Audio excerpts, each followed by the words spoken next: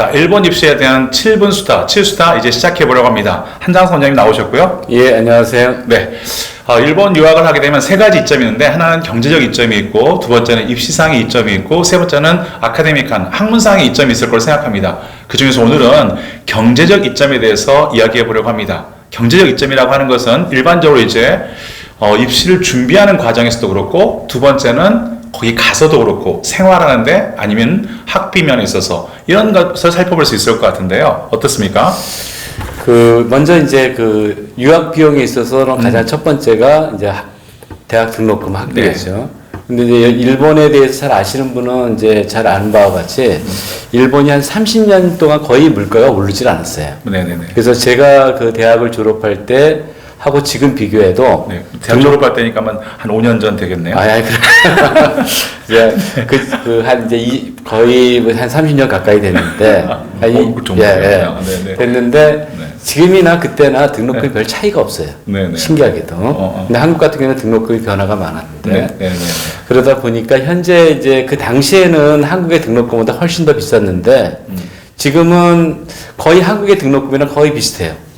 그 다음에 또 한 가지 이제 좀 좋은 점은 뭐냐면, 일본 정부에서 유학생들을 이제 한 30만 명을 이제 유치를 해야 되는 상황이라 학비를 감면을 해주고 있어요. 그래서 성적과 관계없이 모든 유학생들은 30% 등록금을 감면해주다 보니까 보통 문과 같은 경우에는 일본 돈으로 따지면은 한 90만 원, 100만 원 그 정도 선이고 이과는 한 120만 원 요 정도 선이니까 여기서 30%를 할인해주고 그 다음에 지금 현재 환율이 별로 일본이 지금 엔저 현상이 이제 뚜렷하다 보니까 오히려 지금 학비는 한국 등록금보다는 좀 저렴한 상황이라고 보시면 될 거예요. 그렇죠. 네. 장학금에는 뭐가 있나요? 일본 유학에서? 그래서 그 다음에 이제 두 번째가 이제 그 장학금이 이제 우리가 이제 우리나라의 입장에서는 이제 보통 장학금 제도가 그렇게 많이 활성화되지는 않았는데, 이제 일본 같은 경우는 크게 장학금을 이렇게 생각하시면 될 거예요. 아마 공부를 잘하는 학생 성적 장학금 우선이 아니라, 이제 경제적으로 이제 공부를 해야 되는데 경제적으로 어려운 사람들을 위한 장학금이 많아요, 사실. 네네네. 이제 그러다 보니까 첫 번째 나이가 어릴수록, 그 다음에 여학생일수록 장학금 혜택 수혜가 이제 굉장히 이제 높죠, 가능성이. 네. 퍼센트가 얼마나 된다고? 퍼센티지는 뭐 제가 지금도 이제 많이 다양하게 봤는데 특별하게 자기가 문제만 일으키지 않고 뭐 그다음에 자기가 부지런히 장학금 이제 공고 나오는 걸 쫓아다니는 하면은 웬만하면 거의 다 받을 수 있을 정도라고 생각하면 될 거예요. 등록금의 몇 퍼센트 장학금을 주나요? 등록금은 이제 장학금은 이제 그 종류에 따라 다른데 기본적으로 가장 많이 이제 받는 장학금이 학습 장려금이라고 있어요. 이게. 네네. 이게 이제 한 달에 48,000엔 학부 때는 그러면 이제 그 12개월을 따지면 거의 한 60만 엔 가까이 되죠. 그럼 이 정도면 아마 대학 등록금 정도는 해결이 될 거예요, 아마. 네네네. 근데 그게 이제 수혜율이 가장 높고, 그 다음에 이제 일반 다른 이제 대내 장학금보다 대외 장학금이 굉장히 많은데, 뭐 적게는 뭐 5만 엔, 많게는 뭐 15만 엔까지 있고 월. 아, 네. 네. 그 다음에 또 주는 장학금이 이건 성적과 관계없이 유학생이기 때문에 주는 지역 자치체. 그러니까 예를 들어가지고 그 지방정부에서 주는 유학생이면 누구나 주는 뭐 예를 들어서 월 만엔 또는 월 2만엔 그건 지방자치단체에 따라 다르죠.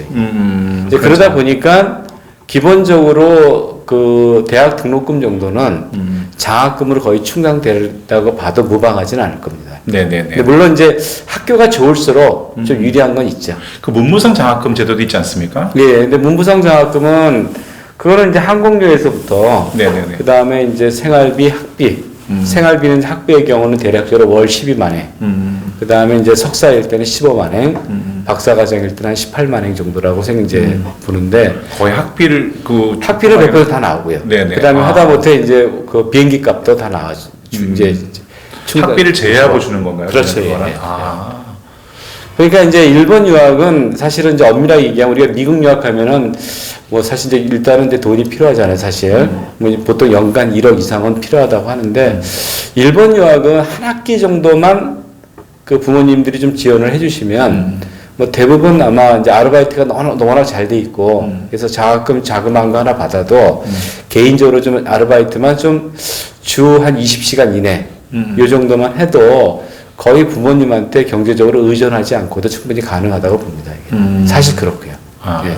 자, 아르바이트는 일자리를 많이 있습니까? 어느 그걸 정도, 충분히 있죠. 어느 정도 일자리가 일자리 자기가 원하면 다 할 수 있죠. 종류는 어느 종류는 뭐 수십 가지, 수백 가지죠. 아, 그렇습니까? 네, 자기가 이제 뭐 예를 들어 편의점, 네네. 가장 일본어가 안 될 때는 이제 설거지 같은 거, 네네. 네, 그렇게 하면 되고요. 아, 네. 그러면 이제 저희 봤을 때는 입시에 돼 있어서 어떤 본인이 자신감을 가지고 어느 정도 공부해서 일본 유학을 가게 되면 일단 학비뿐만 아니라 생활비까지 다 자체적으로 해결할 수 있는 그런 어떤 미국 유학이나 다른 지역 유학에 비해서 굉장히 이점이 아주 많다고 할 수가 있겠네요. 그렇죠. 경제적으로는 뭐 일본 유학만한 그런 그런 유학은 없죠. 경제적인 이유로는. 네, 실제로는 첫 해 등록금 정도, 첫 해 한 학기. 한 예, 학기 예. 등록금 정도만 가지고 일본 유학을 가게 되면 그 안에서 장학금뿐만 아니라 실제로 이제 아르바이트나 이런 걸 통해서 실제로 한국 학생들 같은 경우는 거의 주재원 자녀들도 가르칠 수 있으니까 예, 예. 굳이 설거지 안 하고도 그렇죠. 그리고- 그래서 제가 이제 강조하는 게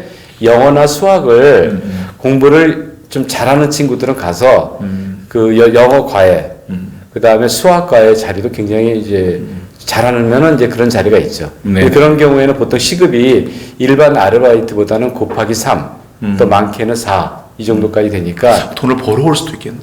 뭐 이제 마음만 먹으면 그런데 하여튼 일본 네. 유학 오늘 알아봤던 것들은 이제 그런 것 알아봤습니다. 그 다음에 또 한 네. 가지는 네네네. 사전에 이제 우리 학원 같은 경우에는 우리 네네. 애들 같은 경우에는 이제 장학금을 보장받고 가는 경우가 있는데 네. 이제 예를 들어 가지고 이제 EJ 시험을 잘 본다거나 네네네. 또는 이제 일본어 능력 시험인 JLPT를 잘 보면 네네. 아까 얘기했던 학습 장려금 월 48,000엔을 네네네.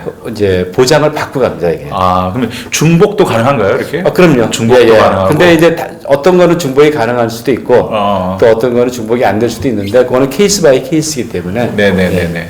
그래서- 자, 오늘은 그래서 일본 유학을 가게 되면 우리가 항상 이제 좋은 점과 뭐 그 어두운 점 이런 것들을 같이 볼 수도 있겠지만 오늘은 일단 좋은 점 안 돼요. 어두운 점이 혹시 있나요? 좀 이런 건 돈이 많이 들어가는데 이런 것이 있을까요? 혹시?